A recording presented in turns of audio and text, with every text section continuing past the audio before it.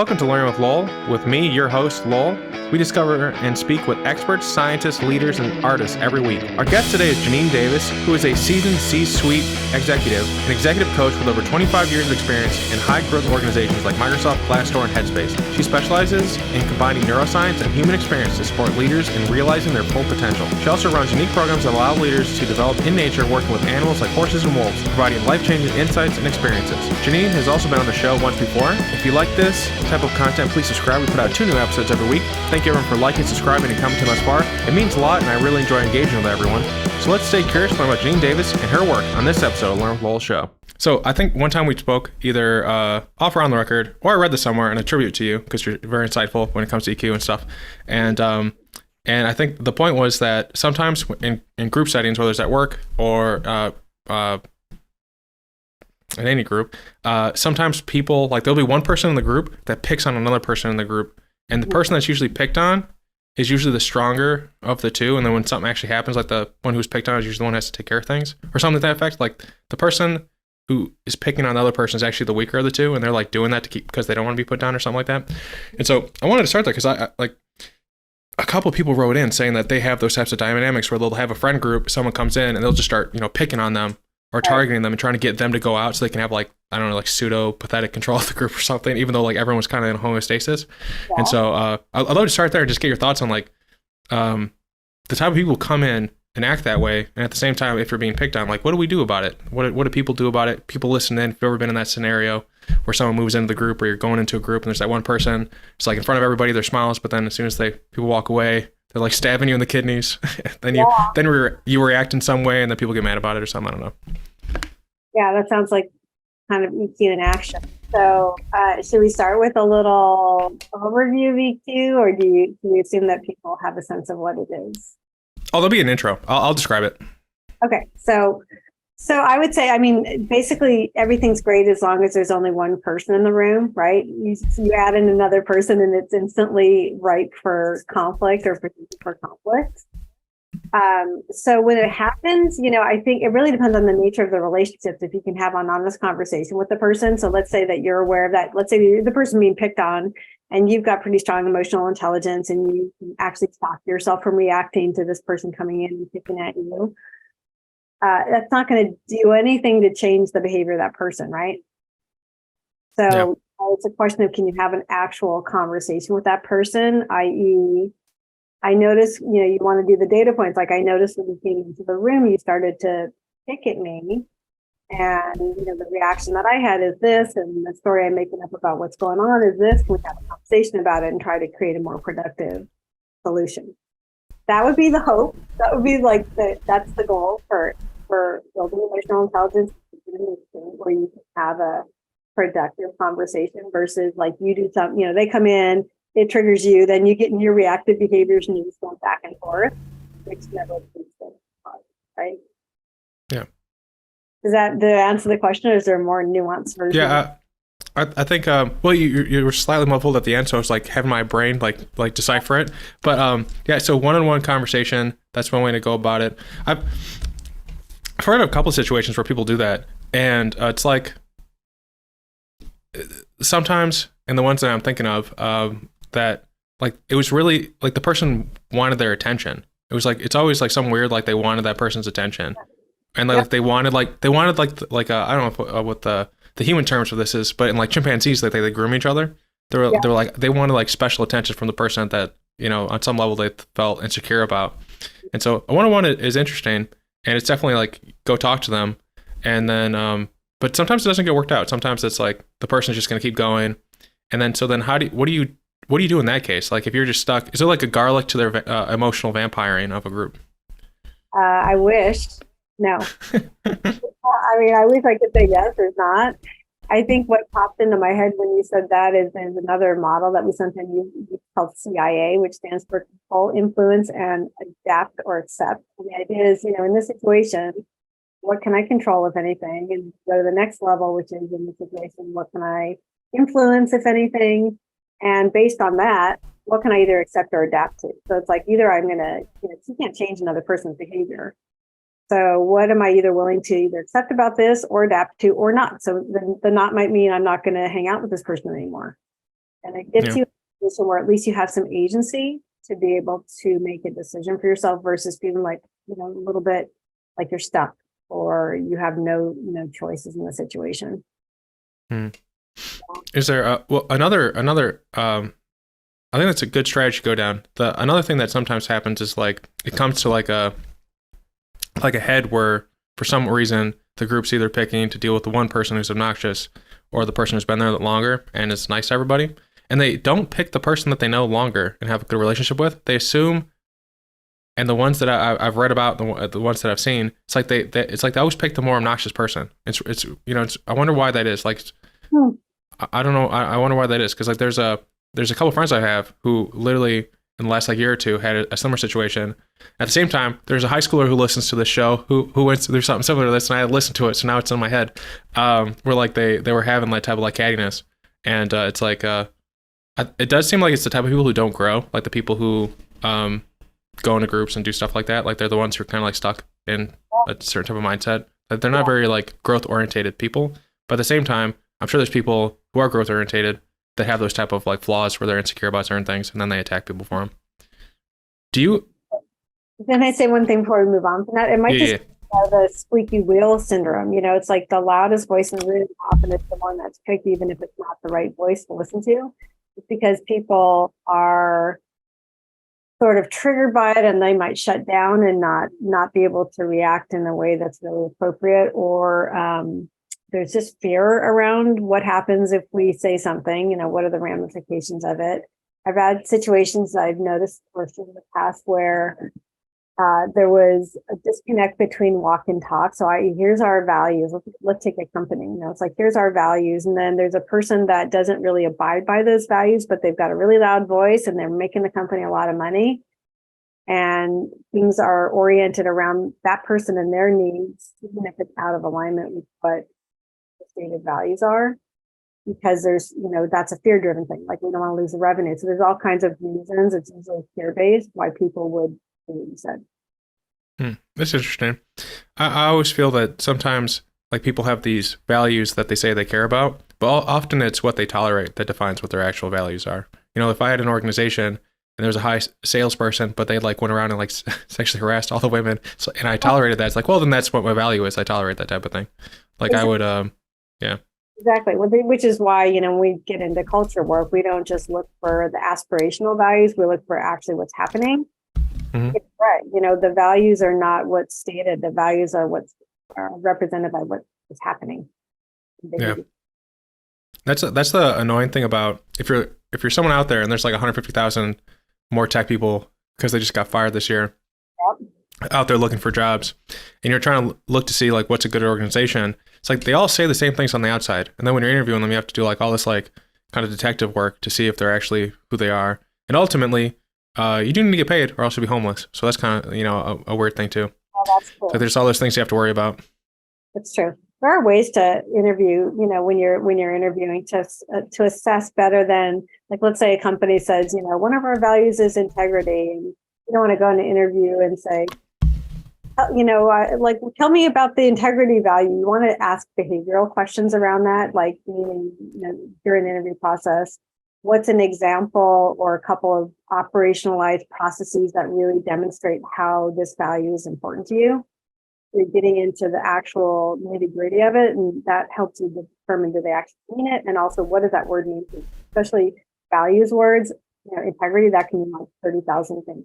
If you were to ask 100 people what that word means, they would probably all have slightly different definitions. Yeah, in some of my interviews, I ask people what happiness means to them, and there's like 12 or so different answers so far, and it's kind of fun. And when you get those like value, I ask at the end, and then I basically like make a model of the person and see if I was right in my guesses at the end of the interview. It's like, okay, that's interesting. It's like, what, do I do that to you? Oh, I do it to everybody. I just keep it to myself. But after. No, I won't tell you. It's one of the purposes of the podcast. I never sell this to anyone, so this is kind of fun if anyone else picks this out.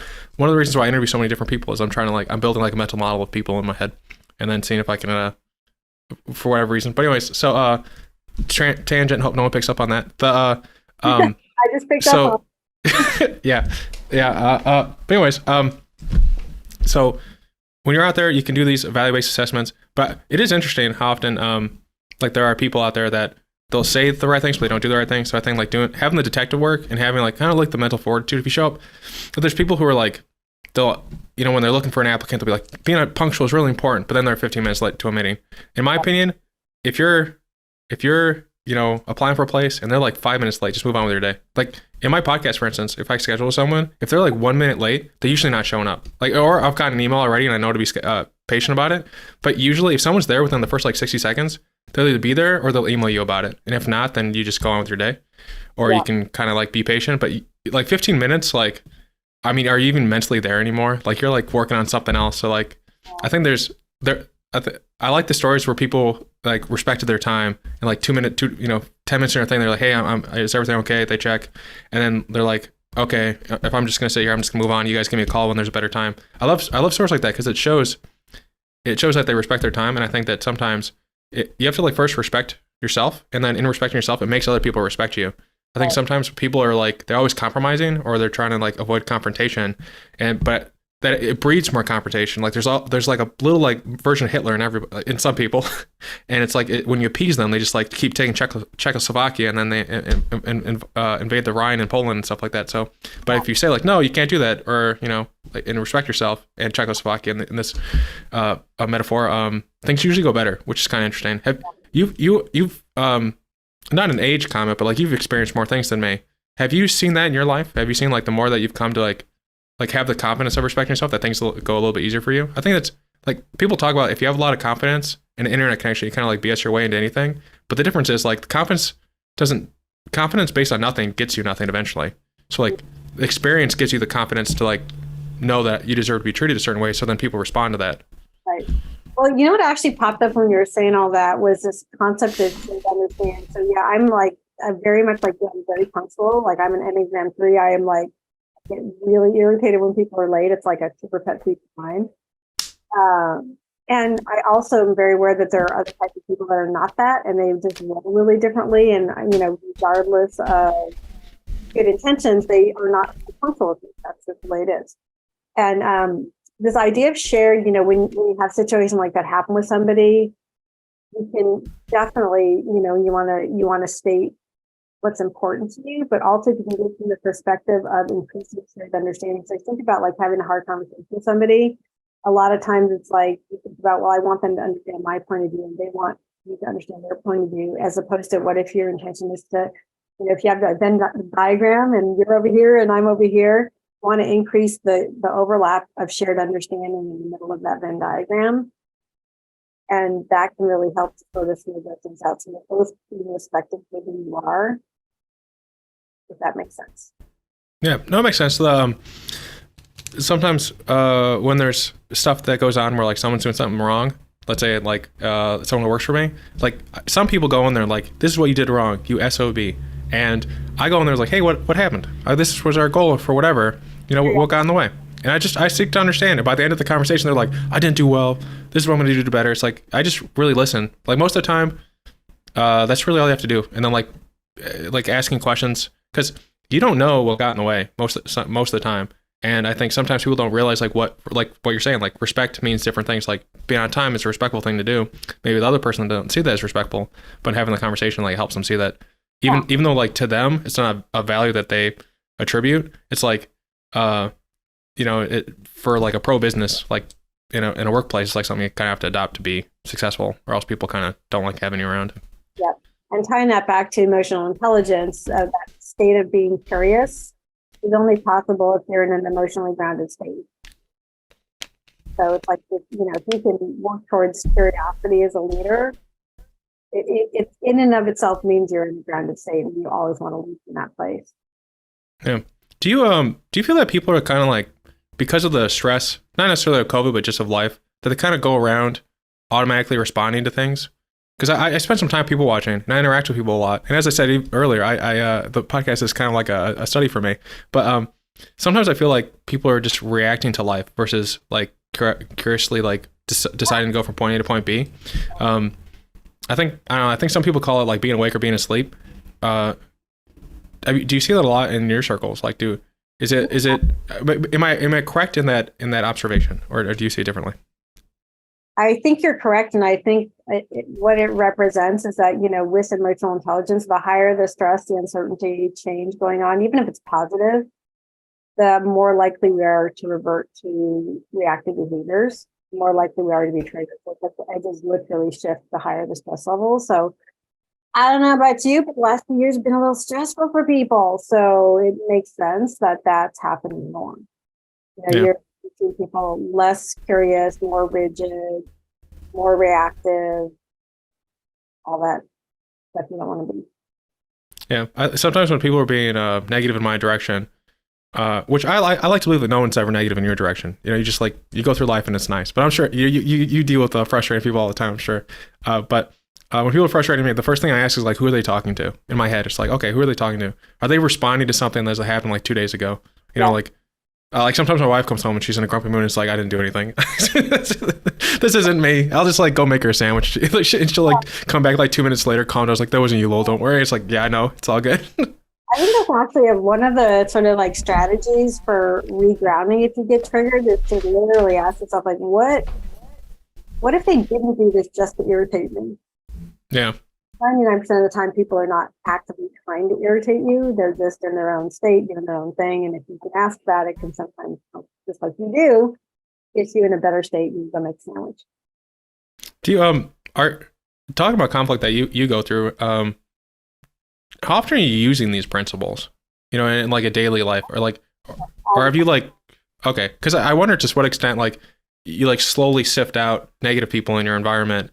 And then you're in a position where you just have really good people around you because you've had more time to do that or something. I don't know. I sift people out. It's more that I am able to, I have a wider breadth of how I can interact with every human because I'm more in command of myself, essentially. I've built self-awareness and ability to regulate myself. So it doesn't really change who I interact with. It just changes how I react to them. That's interesting.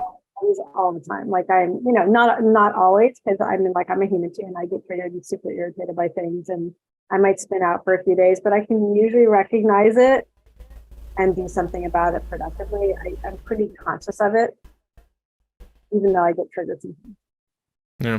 So when you're let's say you're in a group, I'm thinking someone who's 25 to 28, and because it's someone who wrote to me, and they said that they're the group setting, and kind of to our earlier point, they have an emotional vampire in the group, and you have that process you laid out earlier. So you'd find a way to do something to counteract it. But what if you're still proverbially locked in the room with them? Is it just an internal thing that you try to do to it's kind of if you're in a room full of smoke, do you hold your breath and just take breaks often to get out of it?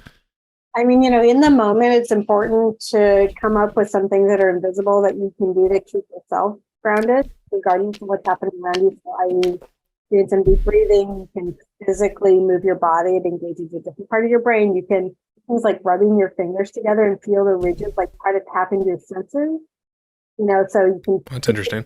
Pay attention to what is happening. The sense orientation will ground you. So you can, what are 5 things I can see? What are 4 things I can hear? Things like that. Keep yourself in a grounded state until you can at least get out of the room and then go do something else that really is good.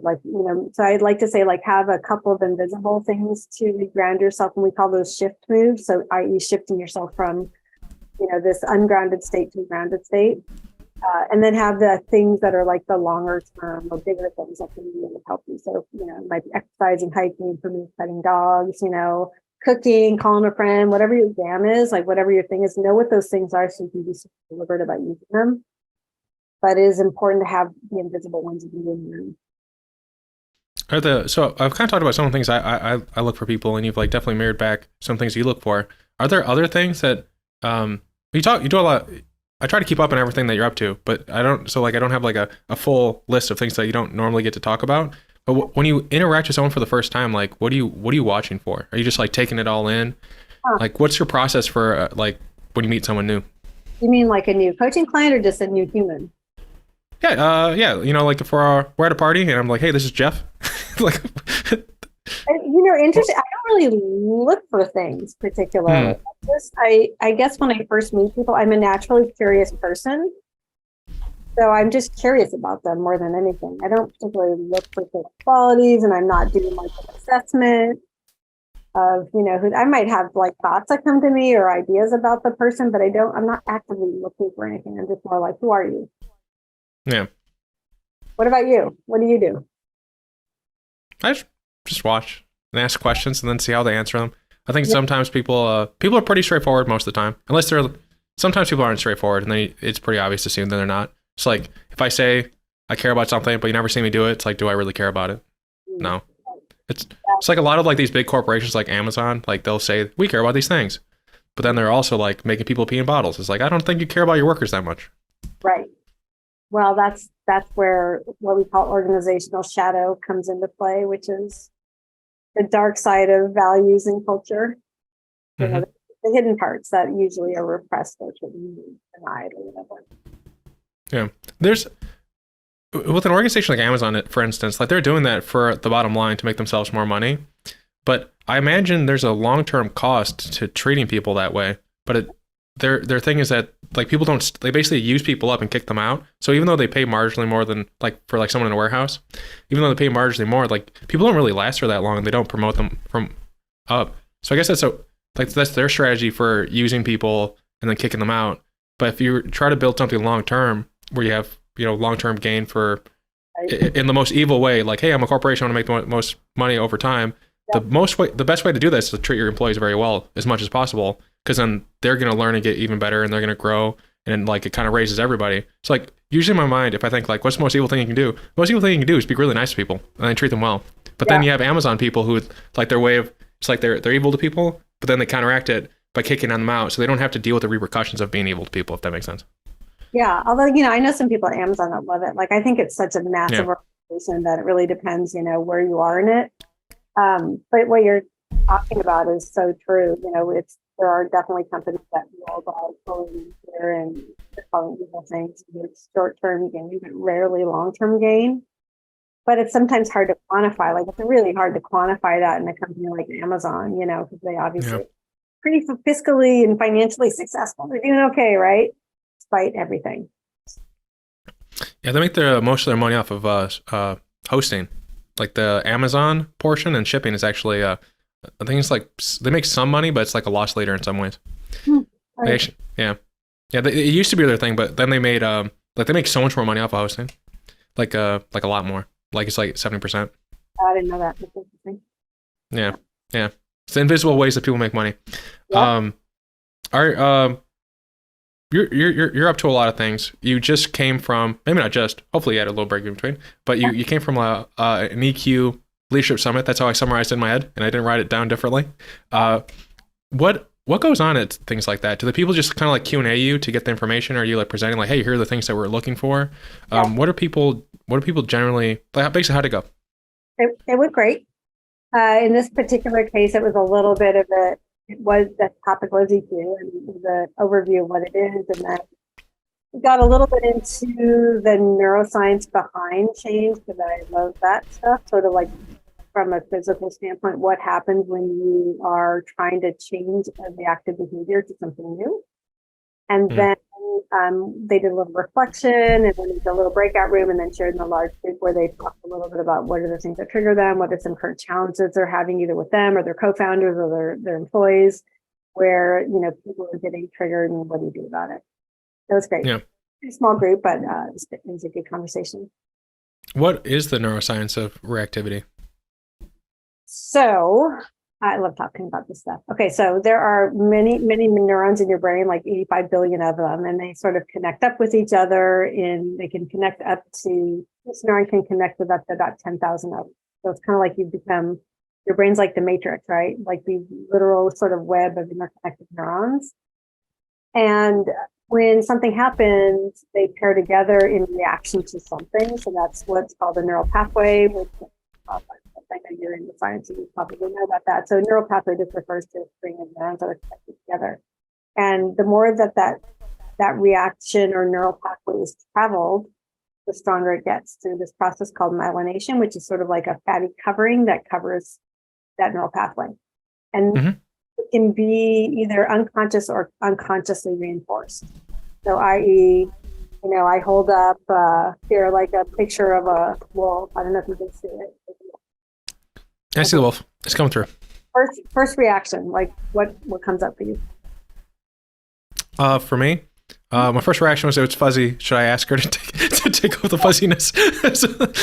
Can I get it again? I'm sorry. I was like, okay, wolf in like fuzziness. I hope it doesn't bother with the camera. All right. Well, what about the next thought around the actual wolf? There's a wolf. My little thought is there's a wolf. Like I'm, like people say they're half full or half empty all the time. Yeah. I say I'm 50%. Like, like I just look at things. Yeah. I just think wolf. Okay. It's a wolf. So most people have some kind of a reaction, which might be, fear. It might be cute. It might be, majestic. There's some reaction. Oh, okay. No, it's just wolf. Okay. So that is in non-Lowell versions of this. There's some neural pathway that's in their brain that says when you see wolf, go down this pathway and have this reaction, right? So the awesome thing is that if everything in your life is perfect, your brain's going to help you with that, right? Because you've already got these neural pathways. The problem is if you're trying to change a reaction to something, the brain doesn't want to do it because it uses less energy for it to use an existing neural pathway. It's very happy. And to create a new one just takes it more energy. So let's say it's like I'm in a meeting, I get triggered when I'm interrupted. I don't like that, so I shut down. So the process of changing it is that I need to notice when I'm triggered, take a breath, do something to reset my nervous system and decide, you know what, I'm not going to shut down. I'm going to wait and have a productive conversation. So I'm actually telling my brain, create a new reaction to being interrupted. And because of that myelination process, where that makes the neural pathway stronger and stronger, it just takes a long time for it to get bigger than the existing one. That's your goal. You want to make a new default neural pathway.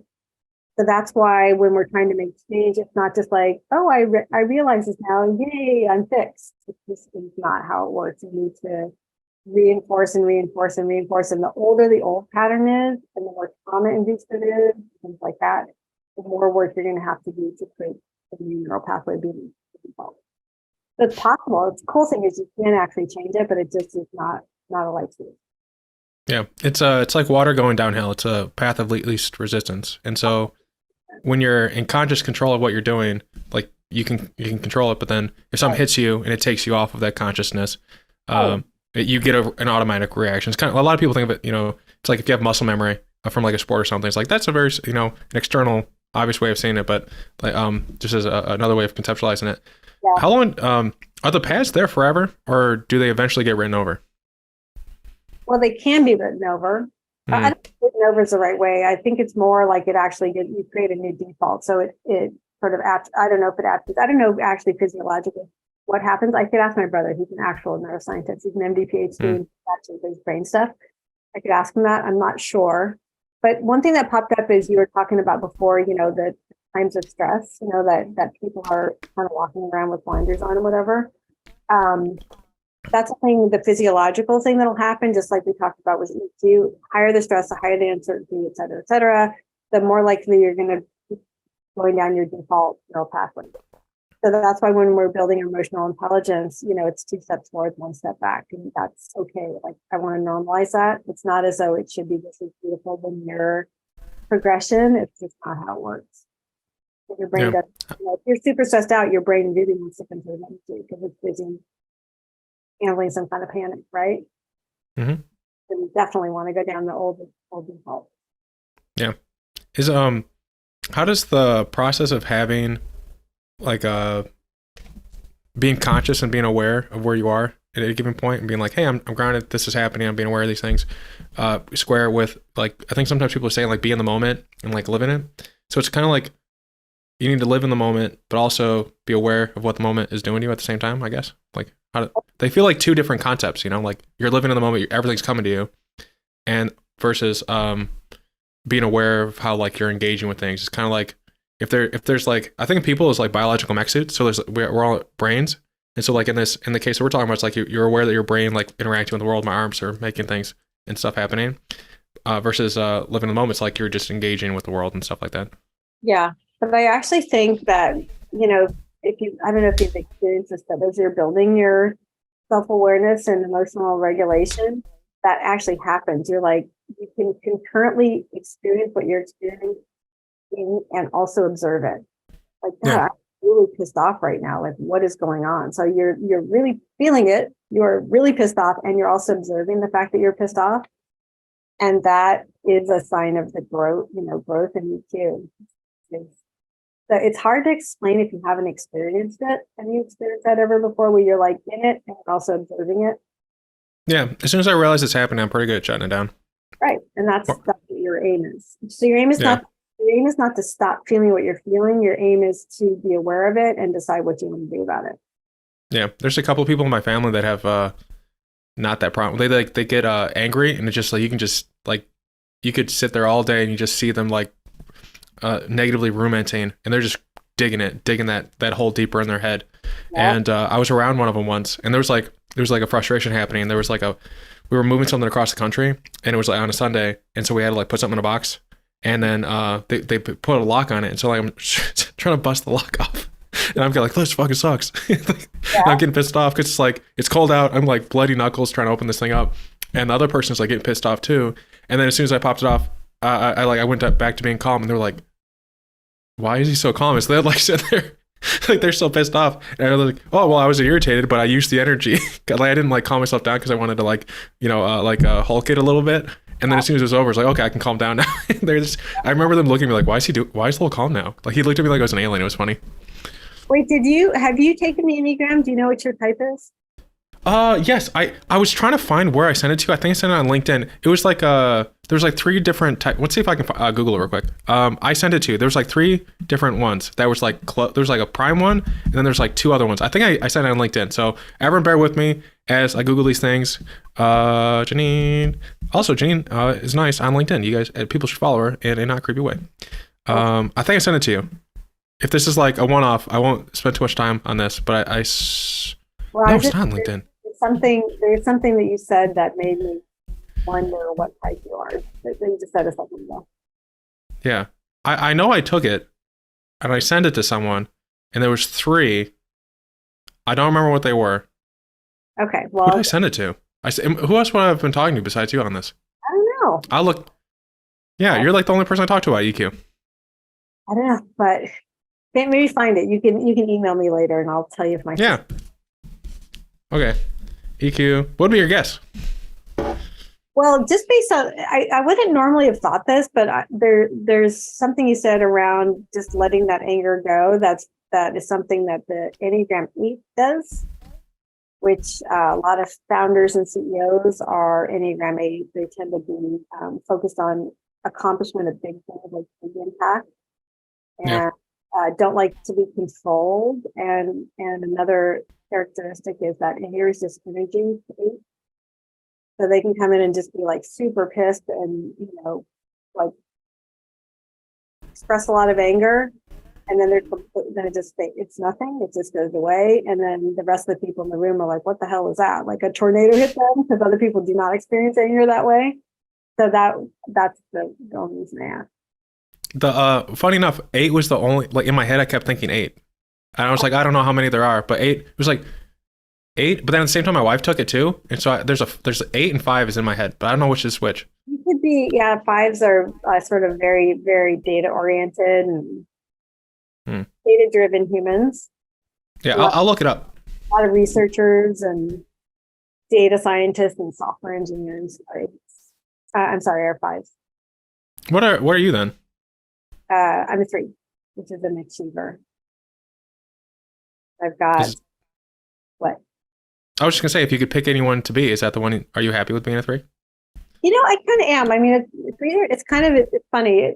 3s are really good at getting things done and actually good at achieving things. The downside is that there's this sort of side to us where we really want to be acknowledged for it and seen and called out, and like credentials matter to us and things like that. And it's kind of like, that's kind of creepy. But so there's like things I love about it, and there's also things that are a little bit crazy about it. But I think that's true for every type. But ultimately, I really like it. I used to actually think I was a different type called a helper, and then I realized that I essentially had to function that way because of some things that went down in my childhood. And that's an interesting thing. Is like what I like about acknowledging that I'm a 3, that I genuinely feel that's what I am, and it's very helpful. So I feel like I actually own it now, Mm-hmm. Yeah, I don't think there's from my point of view, I don't think it's cringy to need. I mean, not need, but like appreciate being appreciated.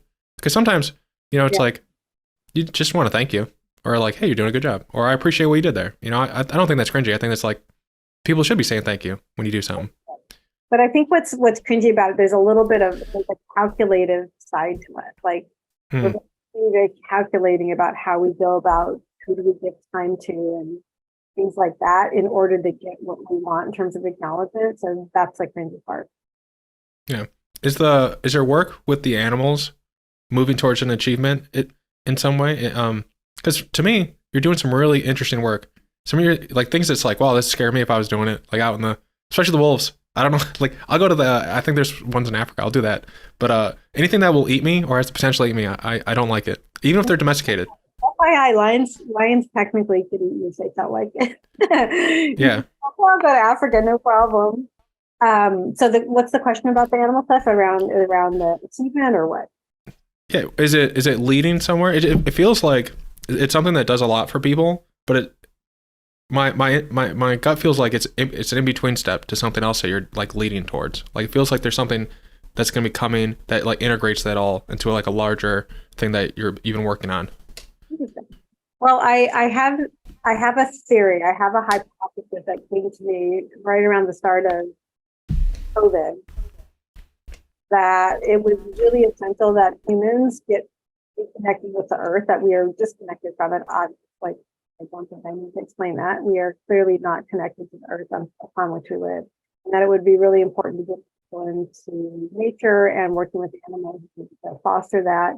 And from that place of connectedness, I think that humans can develop more quickly and have more impact themselves. So that's like the big goal is really around that. What's a way to sort of expedite self-awareness and growth in leaders so that they can then in turn impact their people and in turn hopefully help heal the world. No big deal. Yes. Well, I've been watching some really interesting talks, and it says the next 10 years are going to be pretty bad. And it's like, oh, that's going to be fun. It's going to be pretty bad for assuming a super volcano doesn't go off, it's going to be bad for everybody who is in America. It's like, well, it sucks. Yeah, it's going to be a really interesting time. I don't know. We'll see if we get through it, right? Yeah. I mean, we'll get through it because we're in America, but like everyone else, it's kind of like there's like a retraction on stuff. And like populations aren't really there to rebound. It's, I don't know. I can send you like some of the talks and stuff I've been watching. It's like, I don't know. Did someone get arrested? Can you hear them go by? I definitely can hear all of them. We got some ambiance today. Like someone's getting arrested or something. I was hoping no one could hear it. It was pretty loud. Yeah. So I think that's why I think EQ. And one of the reasons why I think EQ and what you're working on is so important, because I'm a millennial, I'm 30. There's been a lot of stuff that millennials have been having to deal with. We've had like 2008 financial crisis as we graduated high school, and now we have COVID and all these other things. So it's like, I think some people could say like, well, it sucks. They're like doom and gloom, like we can't do well and whatnot. And it's like, if you can learn these principles that we're talking about, you kind of like, you'll ground yourself and you can go forward and not in like you've been kind of like rule for fear to some extent. And I'm on some of these forums where like, it's just like people my age talking. It's like, oh wow, that's really sad. Like there's so much like sadness. Like people either work at a place where their bosses yell at them, call them all hours and all these different things. And they set up boundaries, but then they like, I don't know, like or fire, I don't know, like all these like horrible things that people have to deal with. And that's one of the reasons why I think like it'd be great if like we decoupled a lot of the stuff from business. Like America seems like a country that was built on benefiting corporations, but that's a separate point. I think learning these principles can have people have healthier lives and then help them achieve a much more successful life. Because after a certain point when you can kind of like get a little elbow room in terms of your financial stuff taken care of, there's a lot of stuff that can go on just in your head, where at the end of the day, you can be sitting with your friends hanging out, and then like just to and from work, like while you're listening to this podcast, you can start like, hey, how do I think about these things? Oh, I can take a test, like get a better understanding of myself. Because if you don't understand yourself, people are kind of like to some extent ruling you. Like events rule you versus like you having a say on events. And that's a very like how things go entirely differently when you're aware of yourself versus not aware of yourself. 100%. And everything we're talking about is not, like you mentioned, it's not just about who you are as a leader and how you work. It's about who you are as a human. It all applies. Like, usually people are the same in their personal life as in work. They might control it a little bit more at work, but pretty much what it is what it is. And often these triggers are formed really early in childhood. They tend to have how you do it. Yeah, I like to sometimes look at people and imagine what happened to them as kids that made them this way. Right. And then I like meeting people's parents for that reason. Like if I can, I like to meet everyone's parents. Like I think when people are dating, they're like, oh, do I have to meet the parents? Like, no, meet the parents. It's so much fun. Every problem you've been having, you can see where it started. True. And then hopefully you can actually, help the person with it, as opposed to a lot of times, that can help you to not just get frustrated by what's happening. It's help you to help them gain self-awareness. Yeah, I think that helping other people is like a nice thing. I think sometimes people feel that like in helping other people, it takes from themselves. And there is a level like if you give too much of your stuff that you're not feeding yourself, you got I think of like building a bridge. So when you build a bridge, usually I'm thinking of a place in Illinois in the Quad Cities where like they were building a bridge, and then Illinois was like, we don't want to pay for it. So then Iowa was like, we'll pay for it. And then they built the rest of the bridge, but that's, you can do that when it benefits you enough. But typically when you're building a bridge, you have to have a firm foundation on yourself before you can build it to the other side. And that's how I think of relationships or what you're doing with anything. So if you want to help other people, like, do you have a firm foundation to allow yourself to help other people? The more aware of your own stuff you are, the firmer your foundation, the more bridges you can build. And then, commerce and all the, the metaphor probably breaks down. But I think to the original point, when you help other people, it usually benefits you. It feels great. It feels good to help other people. And then there's a saying like if you lend someone $20 that you'll never hear them again. I love lending people $20. It's like if I never see them again, I just save so much time and money. It's like, here's $20. There you go. What are you gonna do now? And I just watch them. And then it goes into your secret database that you just talked about earlier, like your human observation database. Yeah, I mean everyone does it. I just have a podcast where I do it while doing other things at the same time. And anyone can listen in and build their own database. Everyone's building their own database. It's all instinct. Like, I think, like instincts, for instance, like when you can meet someone and like, I think this is really a dangerous thing here is like women in particular, because they're like smaller and I don't know, all these reasons for it, but like people target them more, especially Native American women. But that, that's a topic that I'm going to address that with a couple of Native American people who are coming on the show. But it's like if you're always told to listen to your gut. But there's I've heard from a couple of my female friends where it's like they're in a situation where it's like they don't know how to say no. They don't know how to like listen to they're listening to their gut. They don't know what to do. They don't know how to like actually listen to their gut, if that makes sense. Like there's difference between like they hear it, but then their actions are kind of divorced from it. And they get better as they age. Like there's some of my friends are now like 35 and they'll talk to me like, oh, when they first were dating, they didn't understand how to say no, even though they felt like they should say no. And they got into a lot of, not very good situations like that. Men don't tell me these things, but women tell me they have these types of problems. That's why I focus on them.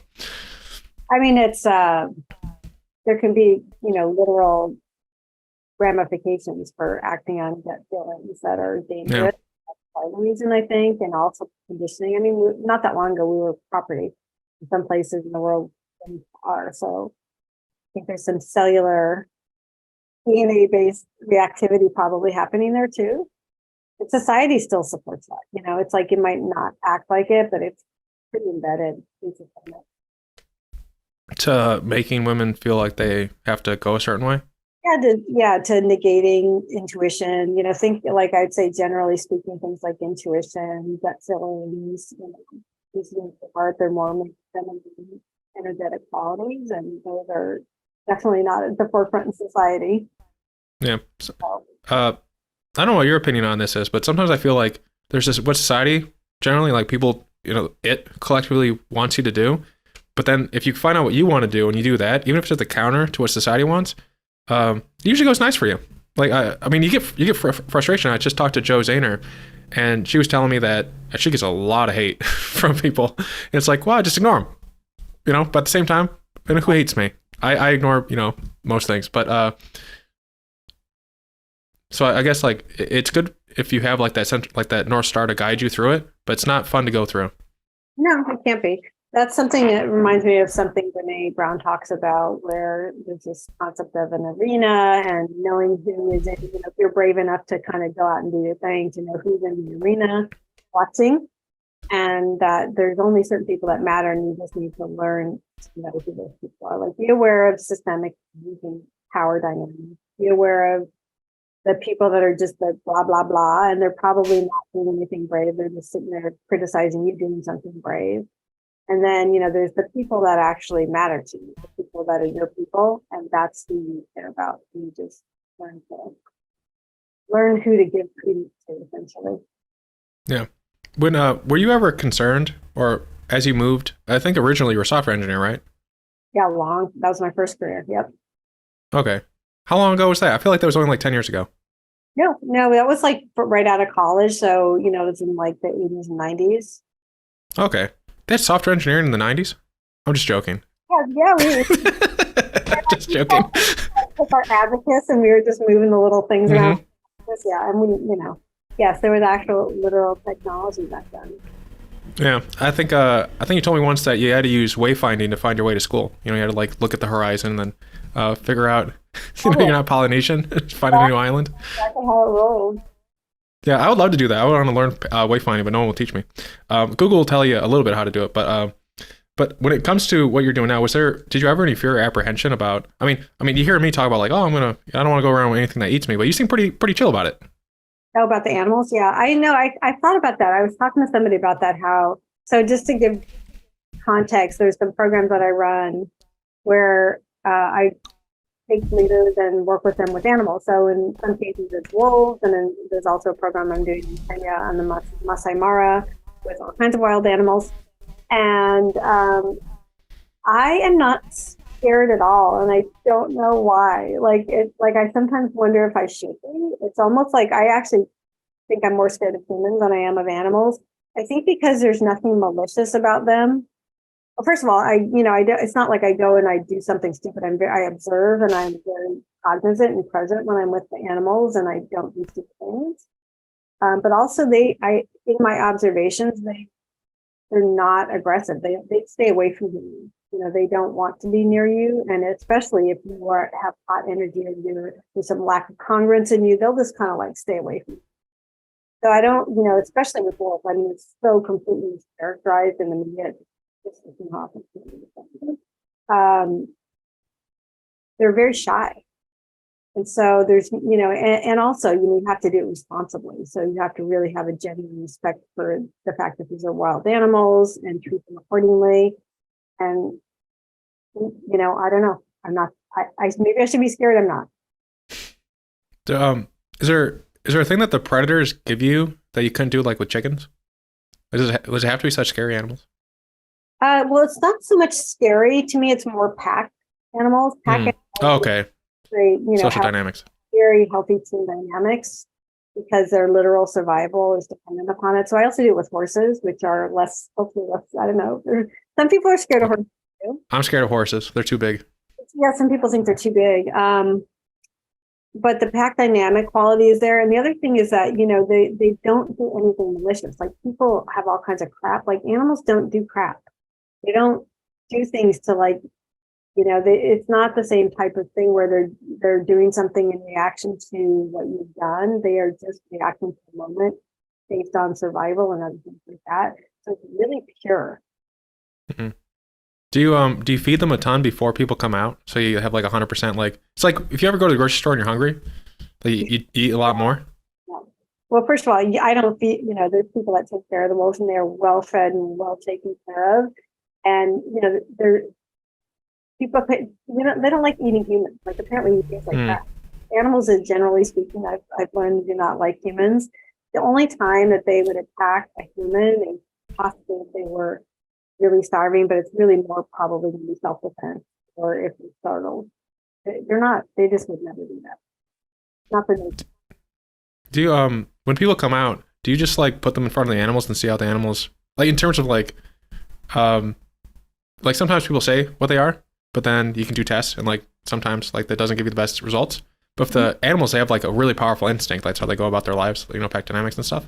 So you ever just like put people in front of the animal and be like, let's see what's going to happen. Like, does it continue to confirm who those people are to you, or in working with the animals, do they reveal new aspects of themselves to you? It can probably, I would say more the latter. It's, and a lot of it with animals, it's more to do with the meaning that the person makes of what the interaction is. Not so much what the interaction is, more like say, let's say I'm working with somebody and a horse. The horses are going to do things, right? You know, you can invite a horse to do something, but it's about, you know, they weigh 1,000 pounds. They can do whatever the hell they want to do. So let's say, you know, I'm coaching somebody with a horse and the horse walks away. And then the person's like, well, they don't like me. You know, like, they have no idea what the horse is doing. You're thinking why they're walking. They might be walking away because there's somebody over in a corner, or their friend is doing something, or who knows what. And so that's where you coach around is what is the meaning that that person makes of the interaction with the horse. That can be really illuminating. And that's sort of indicative usually of how they're interacting with humans in life, right? Yeah, that's interesting. Yeah. So, what's the capacity that you can take out? 'Cause I'm sure you can't, like, you know, have like 100 people out at the same time. Well, the horse stuff is all one-on-one, so you know, that's coaching music. Although you can do teamwork as well. I just am not doing that yet. With the wolves, probably like 20 at a time, and with Kenya programs, those are smaller. They're probably 10 people maximum. Mostly because the camps out there are pretty small. You know, it's not like you can have like, they're not hotels or smaller camps. But that's the right number anyway. Yeah. And so the purpose is they're kind of like a mirror to social dynamics with people. Are there other aspects of your coaching? So that I think that's good for social dynamics. Are there other ways that you plan to like do this like kind of retreat in person type events to help them with other things? So there's like social dynamics. Maybe it's like a personal thing like climbing a mountain. I don't know. Other ways you would like capture helping people with these different problems. Like, do you have any other like non-animal plans? Non-animal. Well, I mean, still with the animals, there's a self-awareness piece. But I mean, in terms of the coaching, though, I don't, you know, all the regular stuff. I mean, I do a lot of I do most of my work without animals. It's just that's a passion for me and more. But interestingly, there's a couple of people I work with. Like one of them is a coach that's doing programs that are sort of like almost outward bound life, because that's her thing, and she's actually an outward bound facilitator. So there's other variations of this. I'm hearing there's another person I know that's a coach that is also a snowboard instructor. She wants to actually take people out and do work. It's similar kind of theme of like get people outside into nature. I think in general, anything like that gets people out of their super cerebral way of linearly thinking is a way to open up self-awareness growth. Yeah. So that's kind of a theme I have throughout whatever I do. But I just always do with animals. Are there how do you challenge yourself to find potential blind spots or to enhance your own strengths or weaknesses? You know, I'm always learning, reading, paying attention, having hard conversations. I mean, at Evolution, where I coach, we do very deliberate self-development work. I mean, every time we have our all hands offsites, we go somewhere, there's always self-development. Whatever type. It might be one of us facilitating something that we've learned how to do, but you know, it's just, I think most coaches and therapists are pretty much wired to, you know, it's like, if I'm not willing to do it myself, how can I expect you to do it? So we're all pretty growth minded. In fact, if you have a coach or a therapist that isn't doing that, I'd be a little concerned. Yeah. I'll watch you and talk. Yeah. Cognitively lazy people are pretty easy to pick out. That they just kind of do. It's like when you see a doctor, they're like, I'm prescribing this thing to you. And you ask why, it's like, I've been doing this for 20 years. And that's just what I prescribe to people. It's like, go away. Go away. Just to define beyond laziness of perhaps unhealthy ego, you know? I don't know that many coaches, for example, that are like, God, I'm a great coach. Like, no. Usually coaches are a little bit like, a little tinge of like, wait, who am I to be doing this? And that goes away over time with experience, but there's usually humility that goes along with them. Yeah, I've been seeing some people go into coaching, like life coaching or whatever, and they're not like you in the sense that you seem very grounded. You seem like you know where you are in the world and what you want to do to help other people. Some of the people entering into the field, like their house is not in order at all, and that they want to help other people. I wonder why that is. Like, 'cause I know a number of people have had, some not good things happen to them, and so they're like, oh, I'm gonna help other people. I'm gonna take this experience and use it to help other people. Blah blah blah. But it's like I wouldn't like trust their advice. Yeah, I get what you're saying. Well, you're kind of right. I think a lot of people that do go into the sort of the healing types of things do it because they've had their own kind of version of hell that they've gone through and come out the other side, and therefore they want to help other people. And I don't know, maybe it's just a process of experience, meaning that over time you continue to build your own self-awareness and learn more and grow more, and you get more grounded. Like, yeah, I definitely I'm pretty grounded in some ways, but also I've got chronic anxiety, I've got complex PTSD. So, I've learned how to manage it, and usually I show up well. Sometimes I'm not good, and I still have to do my job. And so it really just I have to be really deliberate about breathing and taking care of myself in the moment. But I don't know what to tell you. I think with finding a coach, you got to find the right person for you, and just be aware that it's not like we've solved it. We've not solved it. We're all still in process. Mm-hmm. Well, I think anyone listening in should either contact you or watch follow along on, your social medias. And if you recommend someone, like, okay, go check that person out. Because then it's like bird of a feather, you know good people.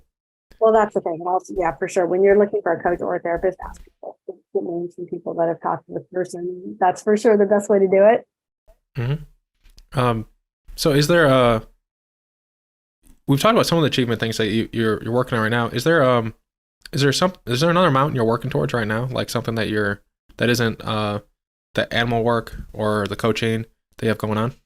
Not really, other than doing, it's gonna sound weird, but doing less. So I think I've always been, again, very true to the Enneagram 3 achiever, like go, yes, everything. And I'm really trying to tap more into what my heart wants to do and what my soul wants to do, which has been pretty foreign territory for me my whole life. And so I'm focusing on slowing down and only doing what I want to do. But I tend to do big things, and I'll sell big work and like that stuff in some ways, but also it's doing nothing. I'm just kind of experimenting with what happens if I did sell it, but then other people at Evolution need the delivery of it. I don't need to do everything.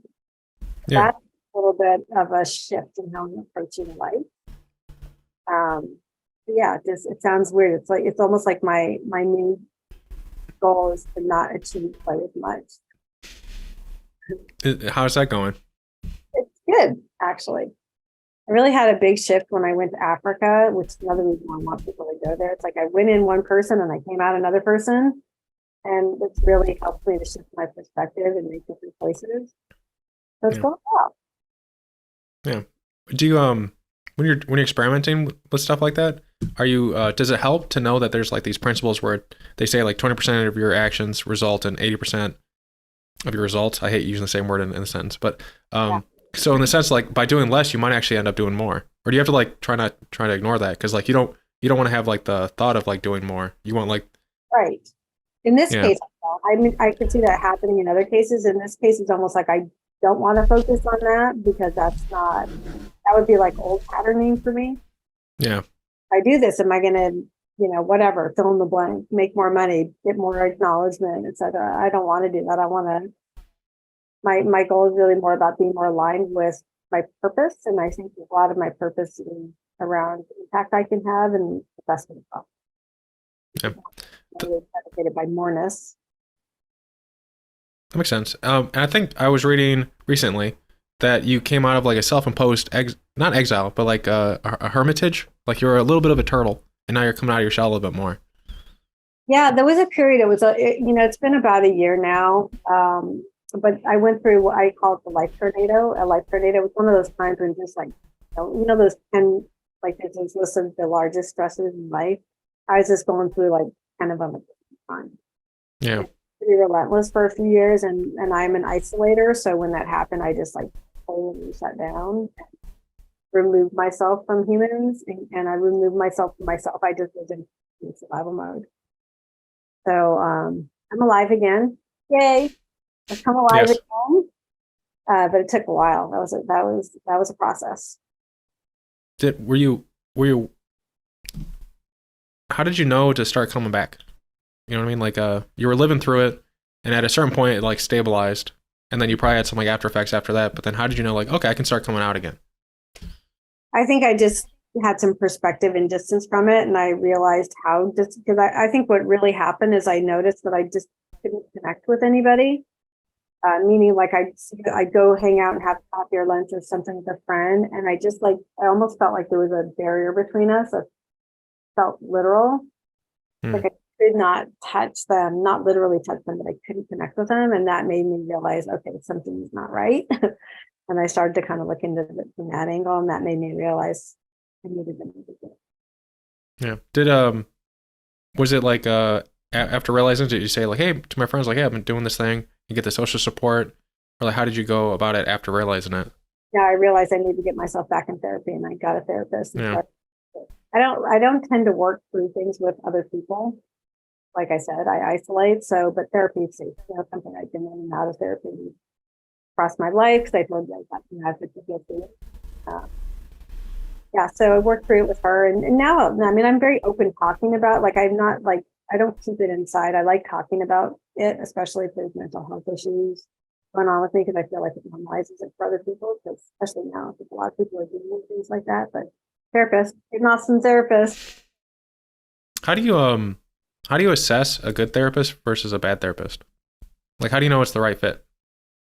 I think that's similar to, you know, when you're picking a coach, there's whatever you're looking for, you know, there's like hard skills. So I wanted somebody that had background with people with trauma and PTSD.